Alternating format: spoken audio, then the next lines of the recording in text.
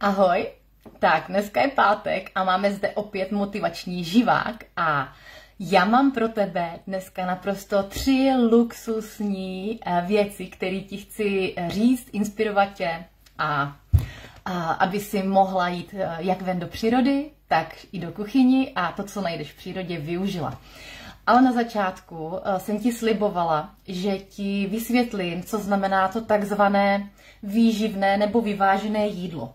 Jo, takže trošičku teorie na začátek, protože na mém profilu a vlastně co učím veškeré maminky je, aby jedly vyváženě.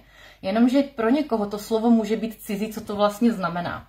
Takže vyváženě znamená tak, jak ty potřebuješ, aby si měla energii na to, když seš třeba doma s dětmi, nebo chodíš do práce a aby si mohla dobře přemýšlet, mohla si se hýbat tak, jak potřebuješ a nepřepadaly ti třeba odpoledne chutě na sladké nebo večer nálety na ledničku.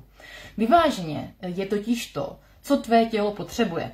A každá z nás má, nebo ne každá z nás, ale my můžeme mít každá z nás různé potřeby toho jídla. Vždycky záleží podle toho tvýho cíle.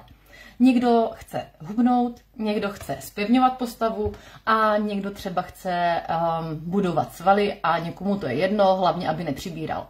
No a vyvážený jídlo je takový, který ty dokážeš za ten celý svůj den, ale ono to nemusí být i celý svůj den, ale klidně, většinou je to i den před, i den po, jíst tak, že tvýmu tělu neschází živiny pro jeho vyživení. A ty živiny, prostě určitě to znáš, jenom taková rekapitulace, bílkoviny, sacharidy, tuky. A to vyvážené jídlo může být poskládaný tak, že v jedné porci máš zhruba optimum živin, který, když ty si naskládáš do celého dne, tak pokryješ tu svoji potřebu. A nebo si řekneš, dobře, nestíhám si udělat úplně jako extra super speciál vyváženou porci, tak to je potřeba potom dojíst v průběhu dne v těch následujících porcích, třeba oběd nebo svačina, anebo i taky druhý den, protože jak jsme mámy, tak většinou ta naše každodennost je docela podobná. Proto vždycky na začátku každé spolupráci říkám holkám, podívejte se, jak vypadá ten tvůj den. Podívej se na týden a podívej se na víkend, protože se to dost liší. A podle toho se potom nastavuje to, jak by si měla jíst, aby si se cítila dobře. Protože hlavní cíl toho jídla je samozřejmě vyživit tělo, aby nám dobře fungovalo.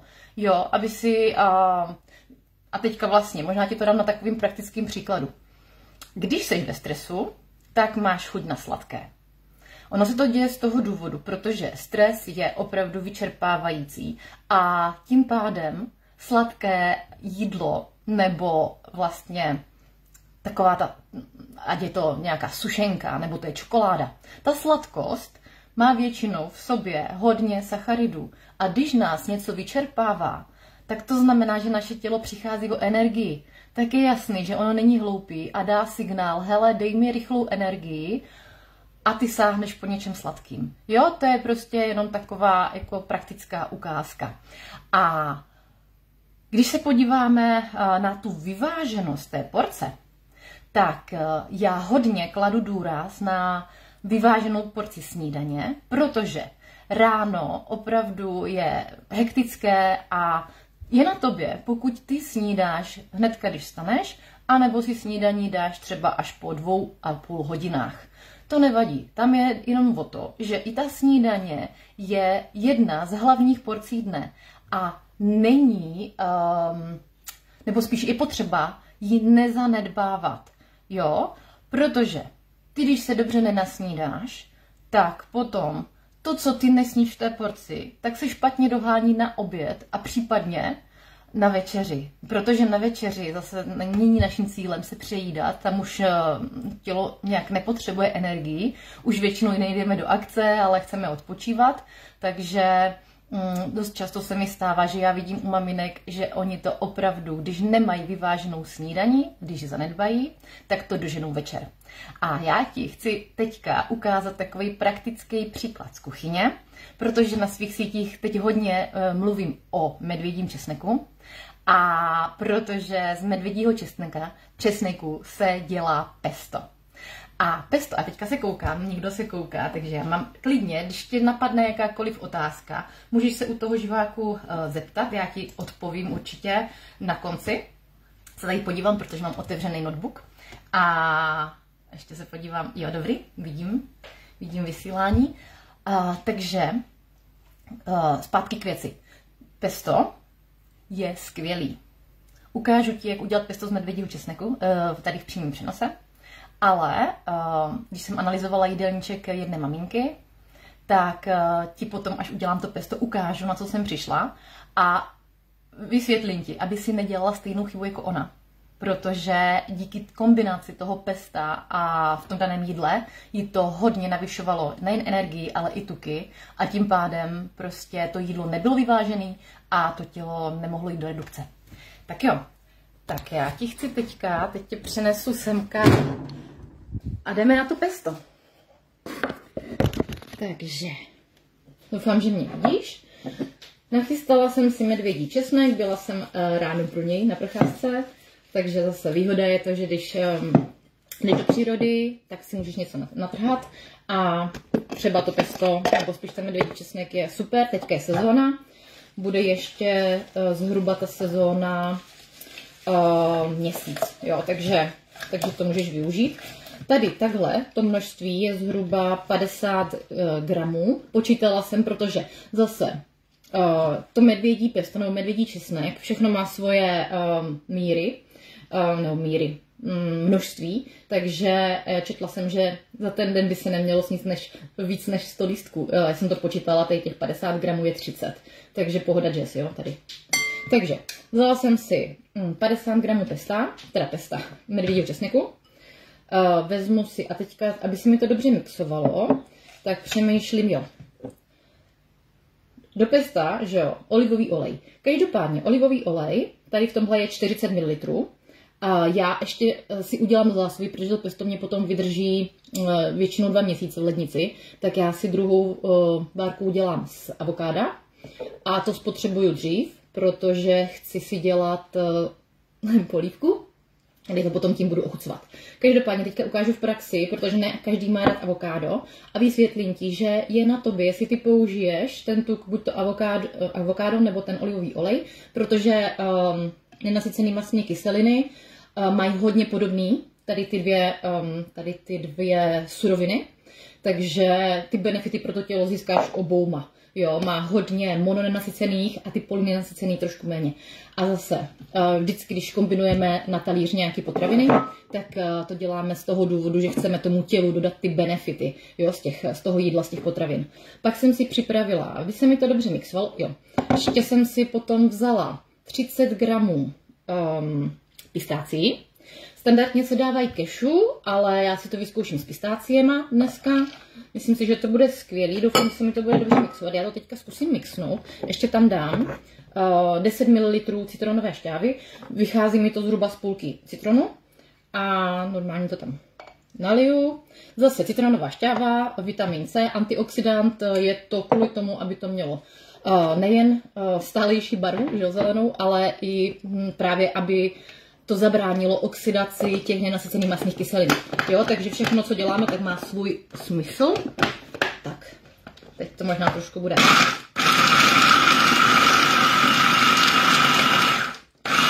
No.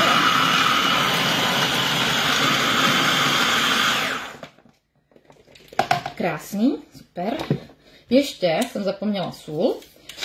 Špečka soli, ale dosolovat se dá i na talíři a do toho většinou se dává parmezán. Já mám teda použitý přímo parmezán, ale když použiješ Grand Moravii, tak vlastně ty nutričky mají hodně podobný a ta chuť bude taky poměrně jako kdyby docela dobrá, protože Grand Moravia má moc dobré sýry.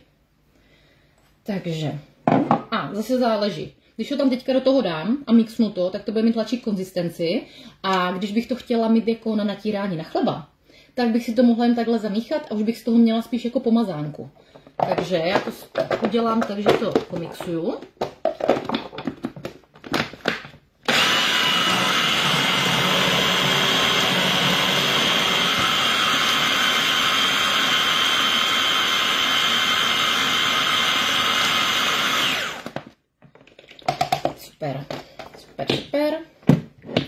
myslím si, že jo, jde to vidět hezky. Jo, vypadá to opravdu moc pěkně. Zase, kdybych použila ještě jiný mixér, tak by určitě šlo udělat hladší konzistence. Každopádně myslím si, že to bude opravdu moc pěkný. A celkem toho je 200 gramů. No, ne, 200 gramů ne, 100 pádo.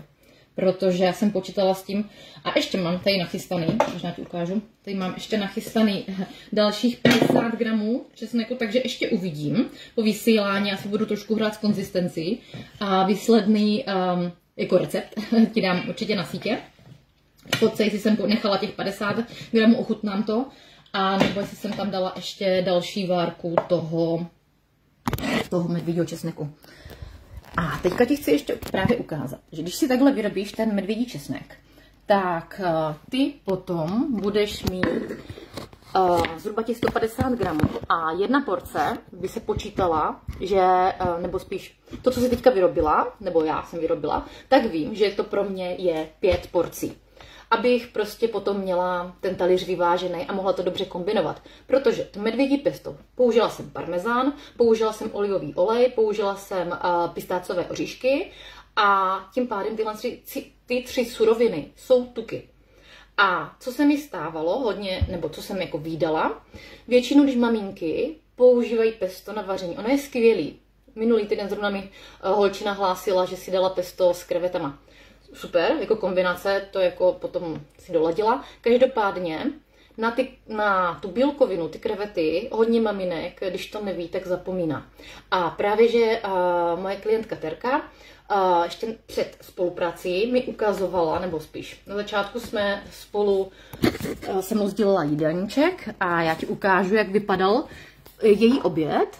A ona si vlastně dávala těstoviny, mámě 130 gramů, syrových, potom si k tomu dávala cottage, jo, 150, tady si dávala vlastně půlku cottage, k tomu si dala 50 gramů pesta, k tomu si dávala ještě, posypala si vlastně ty těstoviny parmezánem a udělala si k tomu salát, jo, z polníčků a z šery rajčátek, který si zakápla jednou polévkovou lžící olivového oleje.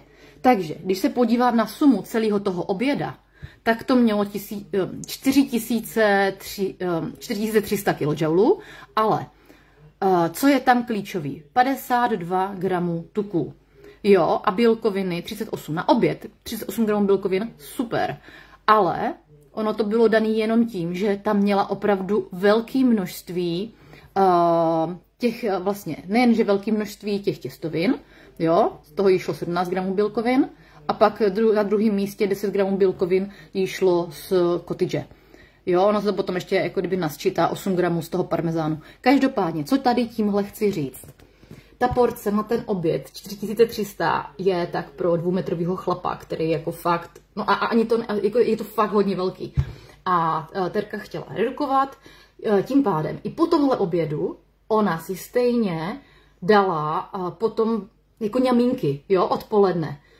Ten sice oběd byl jako objemově velký, tukově byl hodně velký, protože i podle Světové zdravotnické organizace taková průměrná osoba by měla mít za den zhruba kolem těch 70 gramů tuku a Terka zvládla v jedné porci mít 52 gramů tuku. A to byl oběd a to ještě není snídaně, svačina a vlastně večeře.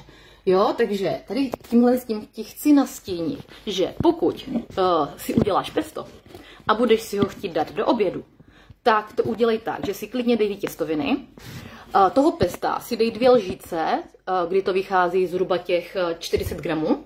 Tady je vlastně, když si uděláš teď takhle, tak to úplně krásně dodá 10 gramů tuku, což není jako moc. A ve 40 gramech, to je srovnání s tamtím o více než, teď se koukám, více než o polovinu. A dej si do toho hlavně bílkovinu. Jo, klidně ten cottage by tam mohl být, ale ne půlka cottage, ale spíš celý. A když by byl celý, tak by dodal 20 gramů, no možná, no ještě víc, oni právě 150 gramů. Jo, kdyby si dala celý, tak jako by to šlo, ale ne půlku. Každopádně, když si to zkombinuješ s nějakým kuřecím masem, právě třeba s těma krevetama, nebo si to dáš a to pesto. To bude další varianta na snídaní. Jo, já teda to určitě budu zkoušet na snídaní, budu si to kombinovat s vajíčkama. A když by si chtěla udělat tady tohle pesto a chtěla ho mít na snídaní, tak bych to udělala tak, že bych si dala 2 tenké krajíčky žitného chleba, namazala si zase na každý ten plátek bych si dala 1 lžíci, aby to fakt jako vycházelo do těch 20, no klidně 25-30 gramů. Namazala bych si to a nahoru bych si udělala třeba buď to vaječnou omeletu, anebo bych to pesto mohla zamíchat do míchaných vajec, čím si to ochutím. A teď už se dostávám jenom možná do finále. Viděla si teda, jak jsme dělali pesto. Když si ho vyrobíš a slyšela si, že jsme udělali teda 5 porcí, tak jak se dá ještě použít?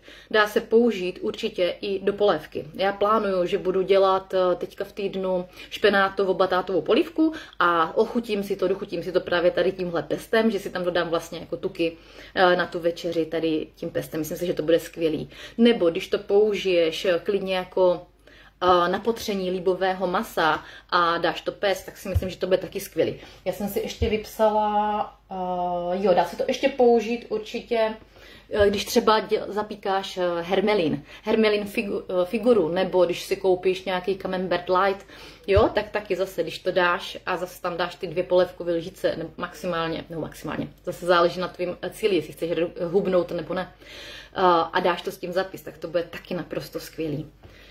Tak jo, tak já se podívám teďka úplně na závěr, jestli nejsou teda nějaké dotazy tady k tomu mému vysílání. 16 minut. Tak jo, myslím si, že nejsou žádné dotazy. Super. Příští týden se můžeš těšit na téma, říkám tomu, ředící rovnice, kdy ti vysvětlím, jak ji používám já v praxi pro svoje holky, aby pro ně hubnutí nebyla nuda. A určitě, pokud tě zajímají víc detaily o takovém tom zdravém hubnutí, vyživení těla, nebo jak si vyváženě poskládat talíř, protože všechny jídla, které s tebou sdílím, se snažím mít propočítaný a právě že vyvážený a dávám tam tipy, jak si to zkombinovat na ten talíř, protože možná ještě odbočím, aby jsme byli do těch 20 minut maximálně. Rozdíl mezi vyváženým jídlem a zdravým jídlem je opravdu velký. Zdravé jídlo nebo zdravá surovina, potravina je taková, která ti dodá živiny, které ty od ní očekáváš a vyživí tvé tělo. Vyvážené jídlo ty poskládáš z těch zdravých potravin. A já jsem dostala dotaz od svojí klientky, jak to, že se i ze zdravého jídla přibírá, když vlastně jako kdyby člověk se snaží jíst zdravě. Tak jsem mi vysvětlila, že tělo přibírá ze všech potravin, který dodají víc energie, než to tělo potřebuje využít. A ta energie přichází jak z těch makromolekul, bílkovin, sacharidy, tuky. Ty mikroživiny jsou jako kdyby kofaktory, podporují ty reakce v tom našem organismu. Každopádně, i když máš hodně bílkovin, i když máš hodně sacharidů, když máš hodně tuku, tak prostě přibereš. I když budeš třeba jíst kešu oříšky nebo avokádo. Jo? Tak to jsem chtěla říct úplně na závěr. A už to utnu. Ještě musím trénovat tady ty konce. A jak říkám, sleduj mě dál. Klidně se mě pod video zeptej, jestli tě k tomu něco zajímá a já ti ráda odpovím. Tak jo, tak se měj hezky a ahoj.